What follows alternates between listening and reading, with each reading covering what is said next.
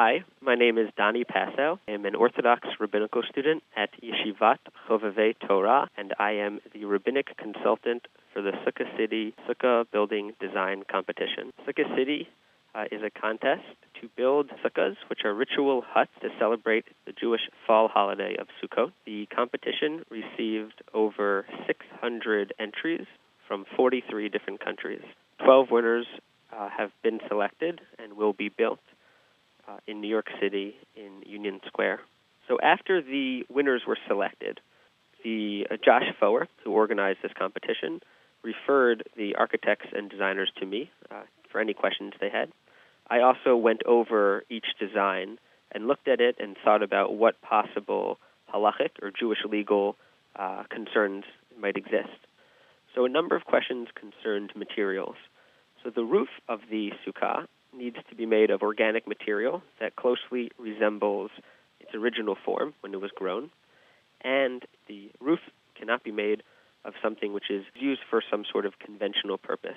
So, for instance, a chair, even if it is made out of organic material, one could not use a chair as the roof of a sukkah. So one that I worked on a lot is actually the entry called log.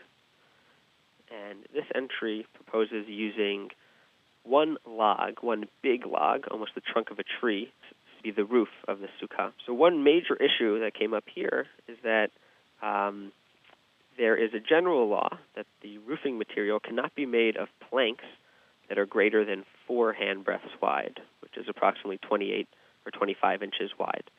And the reason for this is that such a plank too closely resembles the roof of a normal home, of a permanent home.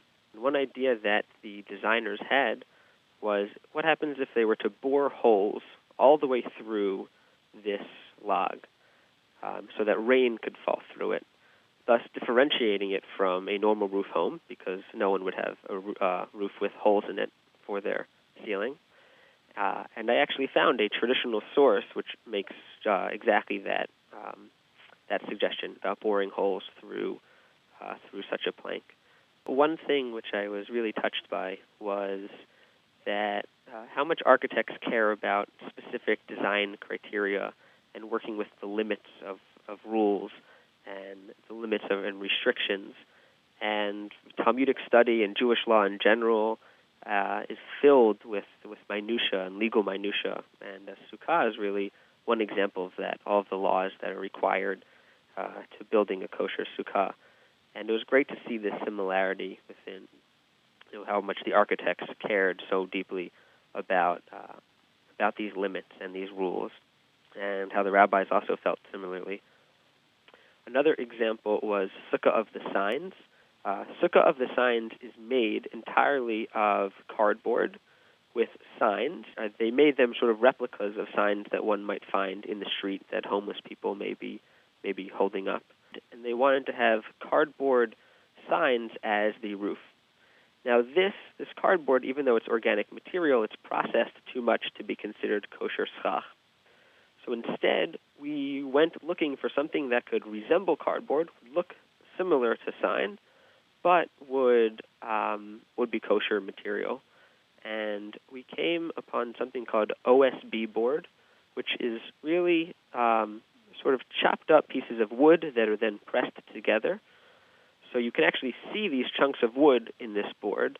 And so that really met all the criteria for kosher sukkah. While the Talmud allows and Jewish law allows for great variation in sukkahs, there's really a standard sukkah which has emerged, that of basically cubic shaped, and the roofing materials are either branches or some sort of bamboo. And I think that this contest really demonstrated how much room for creativity there is within the laws, the Jewish laws, for building a sukkah. This one is very intense. I like the idea of repetition, also sort of spiraling. I think a spiral is a great image, I think maybe for the Jewish calendar, that we repeat things in a way. There's a cycle to it. At the same time, there's a progression. It's circular, but it's also linear. And there's progress forward. And so thinking about the patterns that existed in the past, that exist currently, and that will exist in the future, but also how things change and evolve.